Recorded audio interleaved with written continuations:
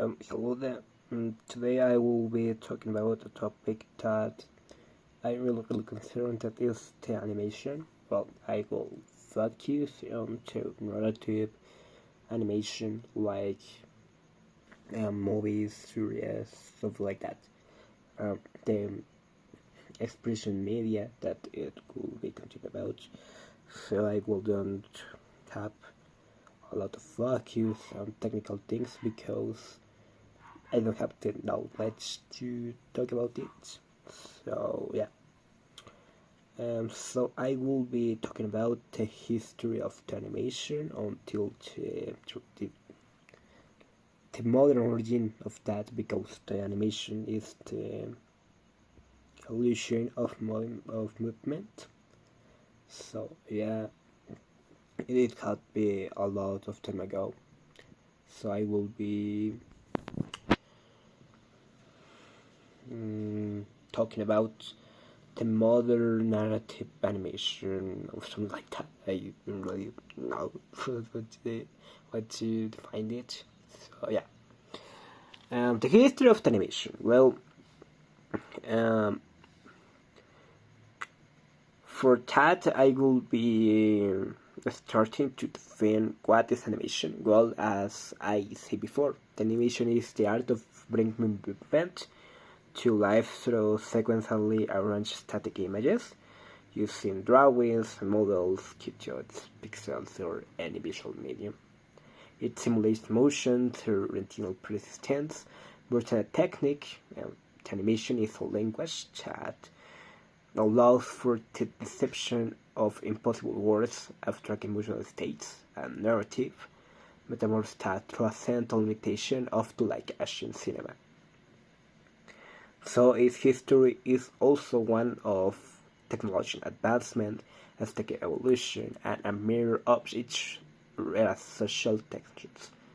So from its origins as an optical experiment to its establishment as the one of the most profitable and expressive cultural industries, animation has served as entertainment, art, propaganda, and a vehicle of philosophy and theology. So, yeah.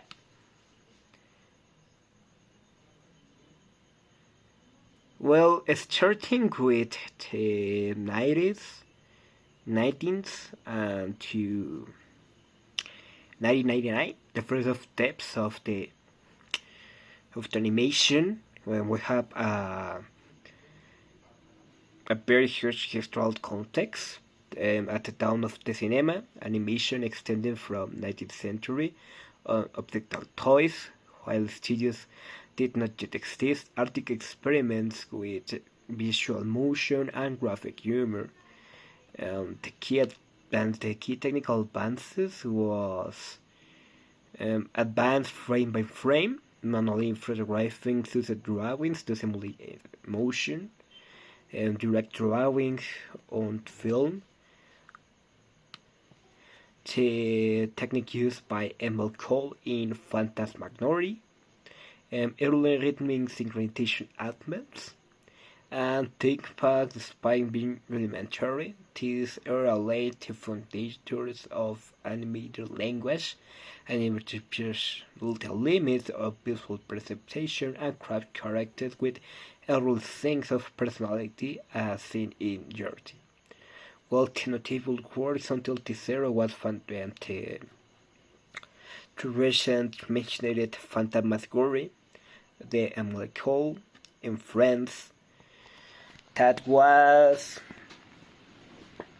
a short history about a stick figure navigates a dreamlike world in context transformation. Debuts Tobox, yeah, they're like $65,000 until the right in 2025 will be like that, and it was very experimental as all the projects on that, as we mentioned before. Then we have the Gentle Dinosaur of Winsor McGay in 1914 in USA. That was a dinosaur that interacts with its creator during a notable act. Then we have Connor. He's a liar of the airplay in the USA until the same amount of time. Then we have the decades of the 20s.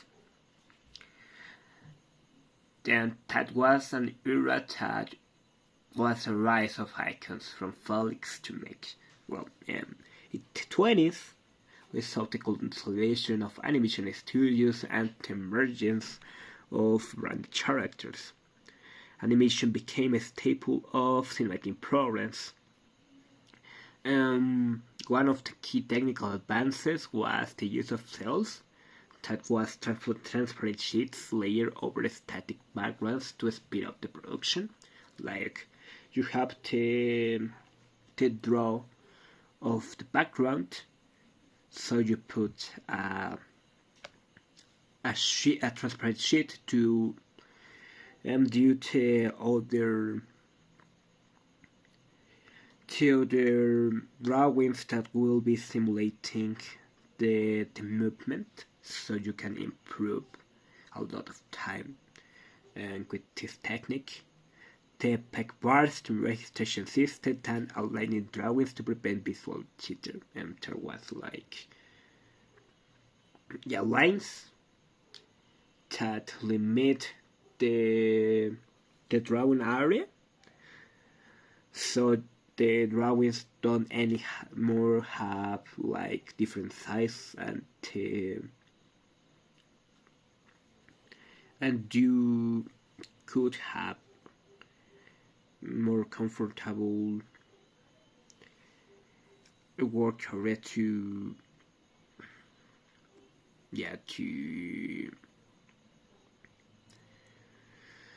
add all the photographs to result into the movement adaptation. Then the musical rhythm integration in silent animation, it was sound. So the animation became a mass phenomenon, like Mickey Mouse debuting in 1928, and Felix the Cat becoming a global icon in the 1990s. And this was also the birth of Walt Disney Productions, and then it was the performance to the next decade that will be the 30s, and it was the golden age. Well, during the Great Depression, cinema offered an escapism. Walt Disney, now established, took about the step by producing a full-length animation feature, The Snow White and the Seven Dwarfs, in 1937. Well, this had the success of Snow White and the Seven Dwarfs in the 37 was a very, very, very deep impact onto the culture and until the way to see the animation, not only to an experimental thing. It was also this view like a business, so the investors have more comfortable, more confidence to invest on animation projects. and the budget of $1.5 million. This now White Hand 712 was a very big success, and yeah, I very am sure that if I will be in that era, I also invest on animation, solving that success. So there also we have will fit Born of Popeye, the Sailor meets Sinbad the Sailor in the 36, and Tell Mill. That it's not a very remembered production, but was an animal endurance determined in a bottle mill. This was a project of Disney that budget $100,000. So yeah, it was also a big success, a big shot until this way. Then we have the propaganda era and how the art was affected until this era. Yeah. Well, during World War II, the US government commissioned studios like Disney and Warner Bros. To create patriotic and educational animation simultaneously, animation maintaining its artistic ambitions. So the storytelling evolved with ideological comedic integrations to show the things that was happening to that time. So it had a very big impact. Animation proved capable of educating, manipulating, and moving and entertaining.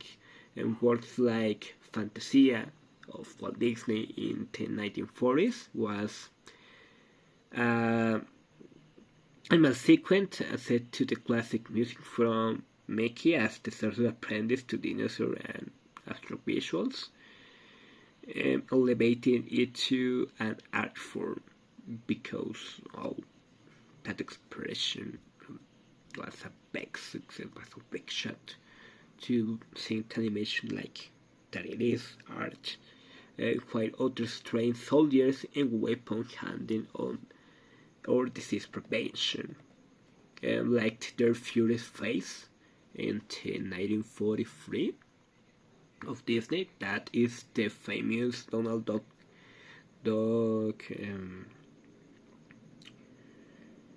chapter, if we can say that. That was animation that Donald Duck dreams he lives under Nazi rule, then wakes to live it to be in the US. Yeah, it's a lot of propaganda.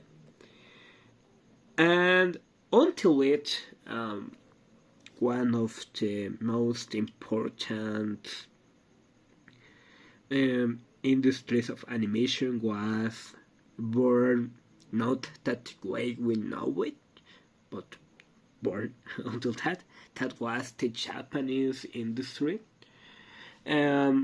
That under the Japan's military regime and with limited resources, animation was served as a nationalist propaganda.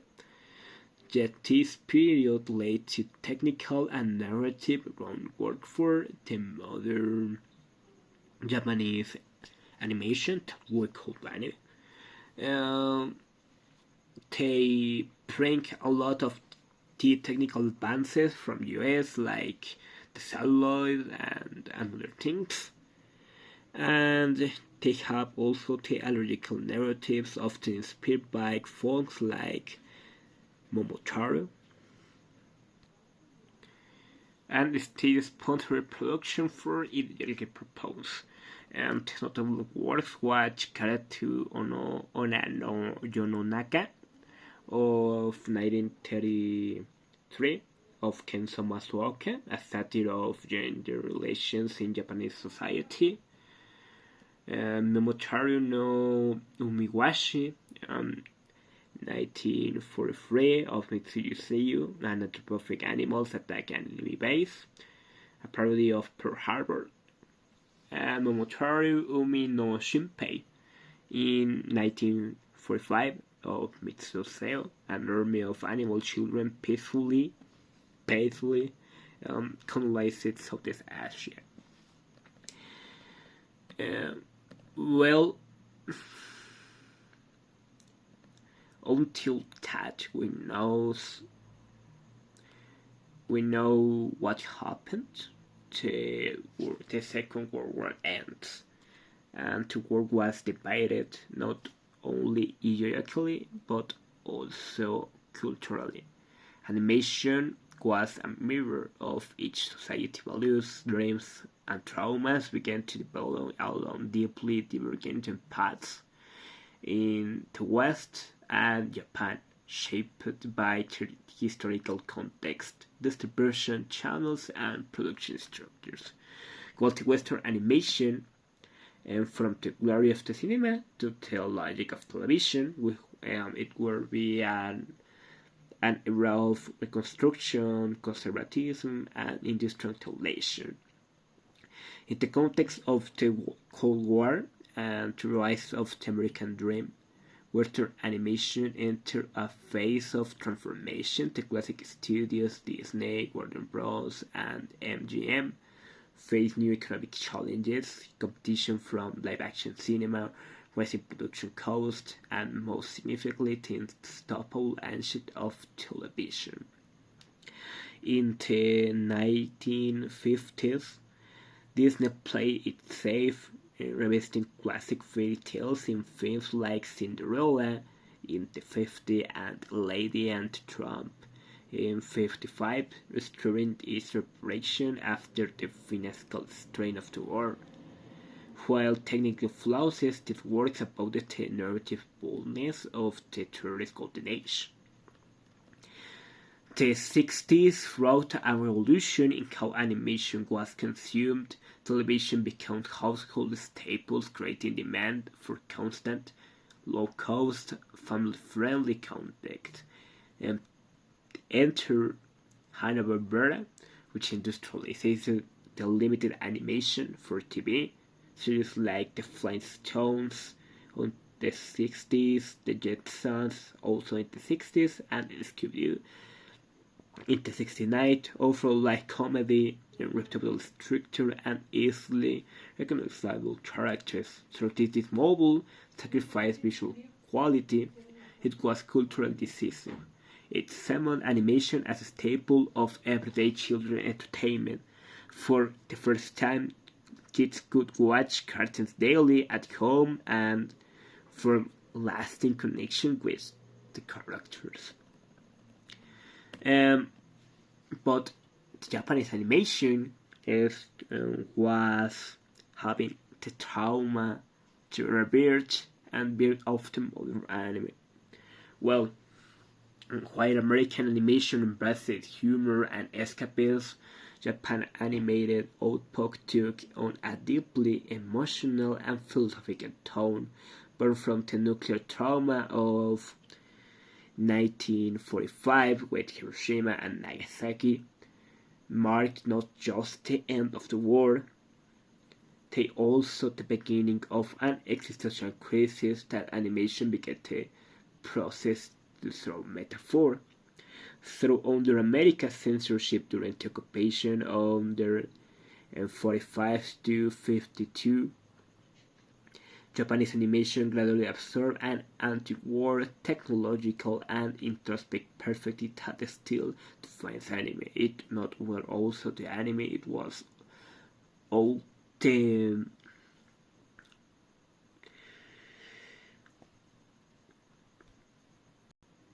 fiction that they write. Themes of destruction, dehumanization, sacrifice, and guilt appear even in children's shows like Astro Boy, which explores moral dilemmas around identity, discrimination, and justice. Um, well, Japan animation industry was built from Star City, Richard 10 centralized giants like Disney. It pulled through a small of fragmented studios, often led by creators like Osamu Tezuka, the god of the manga. Or, yeah, the manga is like Japanese comics, to say that. Limited budgets, offset by censorship, sales to TV networks, and merchandise license, and it adapt popular manga, which guaranteed audiences and reduces script and design risk. So yeah, the first shot of the Japanese animation was Astro Boy in 1963, and the industrial model, the business model, was animate one manga and 10 publicity tag and 10 sell more mangas to have improvement, and this led to a distinct visual style, low frame rates, heavy use of still backgrounds, close-up, expressive editing, and serialized storytelling. Far from being inferior, anime developed a poetics of limitation, where emotional and reality depth compensate for the lack of lead emotion. Comparing the West and the Japan model, we can see the dominant of the medium in the West was cinema and team based on TV, but in Japan were weekly television series, whereas long runners means that a series that was very long, based on long runner manga that was made week for week. That model will be not disappear until nowadays. They will be very popular, and the production model in the West was large and vertical studios, in contrast with Japan that was small, outsourced, or independent teams. The animation style in the West was more fluid and industrial limited, and in Japan was stylized and limited animation of the quality of frames.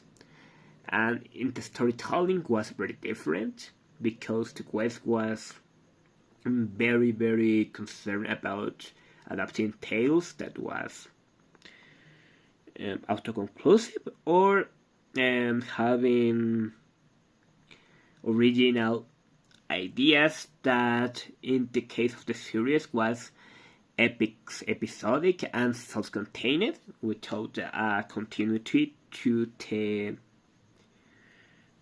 objective that gets until turn on the TV and watches one episode of one series. Don't have to see all the series to engage them.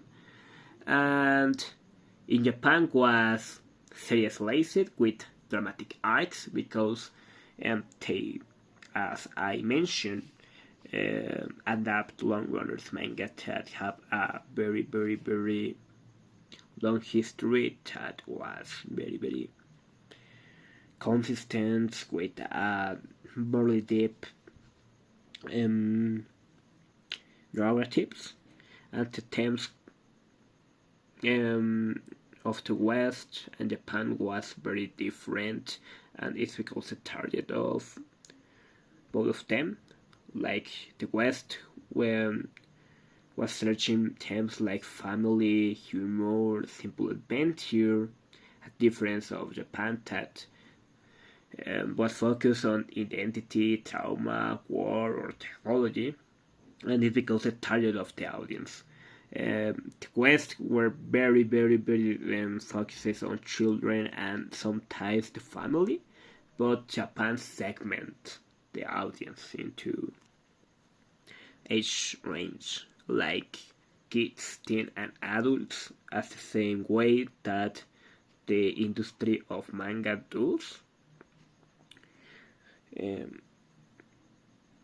Like we have the Tekodomos. Well, Tekodomos are the demographic range of age to histories with target of audience between 1 to 11 years old, like kids.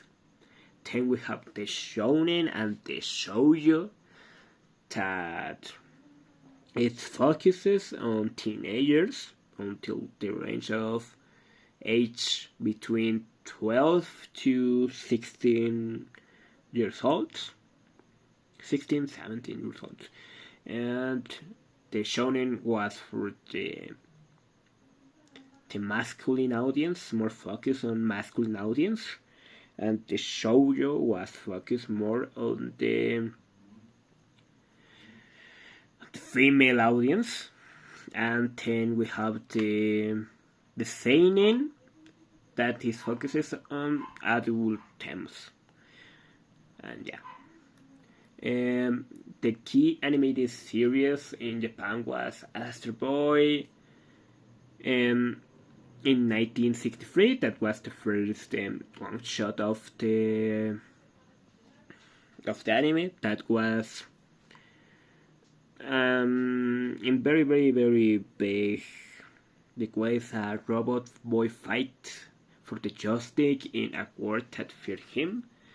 It was launched in modern TV anime, combining science fiction, drama, and moral dilemmas. Well, then we have King Battle Lion King, the White Lion.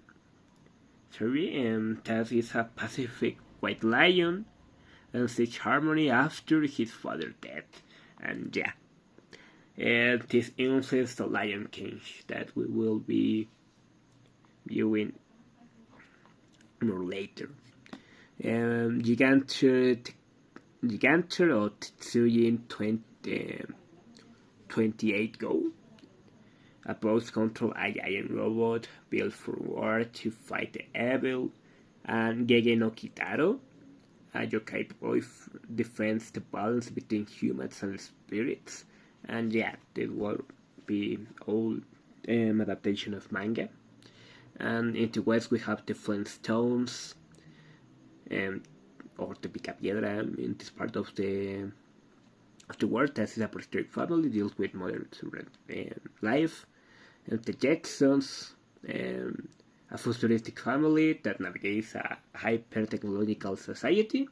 Tom and Jerry, Yogi Bear, Scooby-Doo, and something like that. And the key films that we see in these decades was Hakuya-den, or The Tale of the White Serpent. Was the first color animated film for Japan, launchpad for anime cinema. Yeah, it was a success. Then we have Magic Boy, or Shonen Startobi Hosky in 1959. A young ninja battles an evil witch at the Quest, and was the first Japanese animation released in the US. And in the West we have Cinderella, 100 Dalmatians, and The Jungle Book. Well, during these 25 years, animation ceased to be a mere experiment and become a global industry, taught in radical different ways. In the West, as we say, animation translation from the cinema to television, trading visual equality for daily cultural presence, and in Japan, anime was born from surgery and trauma, creating a new narrative language blending philosophy, science fiction, and deep emotion. Well, then we have the decades between the 70s to the 90s, and we have the global consolidation, the gender expansion, and the aesthetic evolution of the West and the anime. Well, in general concepts between the 70s and the 90s, they were underwent profound transformation, economic crisis, geopolitical shifts, and the end of the Vietnam War, fall of the Berlin Wall, etc. And technology booms, the cable TV, the VHS, video games, and the emergence of a global youth culture. Animation did not stand on the seedless. It became one of the primary vehicles for entertainment, ideological, and consumerism. While the West leaned into commercialization and Disney reverted, Japan aggressively exported anime, conquering markets with complex work and emotionally rich narratives. Well, in the West, in the 70s, we have the crisis of the 70s. And yeah, the 70s began with a severe creative crisis. Yeah, it was not only creative, it was also economic, as we know. And especially in the US, the television demanded vast amount of content, but budgets were minimal. Studios like Hanna-Barbera, Filmation, and Rankin Bass adopt even more extreme limited animation techniques, producing hundreds of hour content with recycled cells and minimal fluidity. The result visually was poor, but culturally dominant animation series typically feature like the Smurfs or Scooby-Doo on morally infused content, following new child-focused regulations. That was just the child regulations was not origins with the TV shows. It was origins with the comic industry. With just under one of the comics of DC. I don't remember very well that history, but yeah, it is what they don't have to show violence, explicitity, and another terms that was very, very, very stupid. And little to no narrative continuity. Yeah, they become more episodic. So yeah, I don't have a story that goes for one episode. And the 80s market the rise of the animation merchandising synergy, and the realization allowed shows to be created explicitly to sell toys.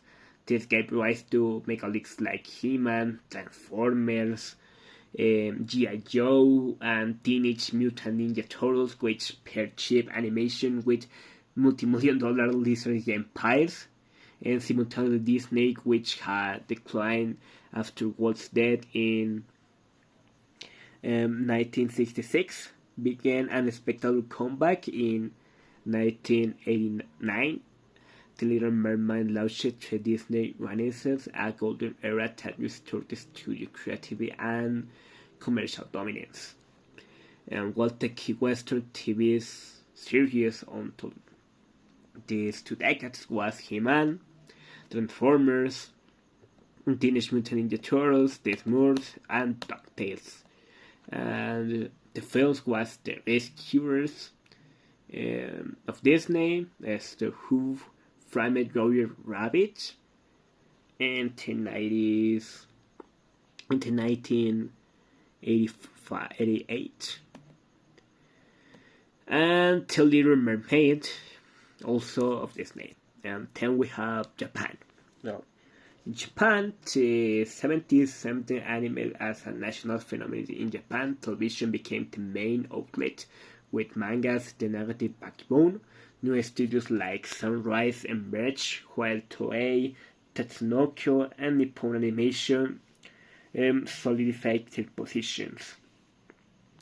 A landmark event was the rise of the mecha genre, beginning with Mazinger Z in the 72.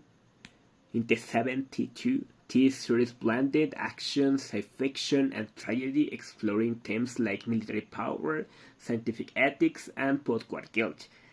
And yeah, it was gender on top gender on themselves, because all the mechas have um, gigantic robots that fight. Till that is old. The decade also saw both cinematic experiments like The Dawn of Sadness, a surreal feminist and erotic visual journey using avant-garde animation.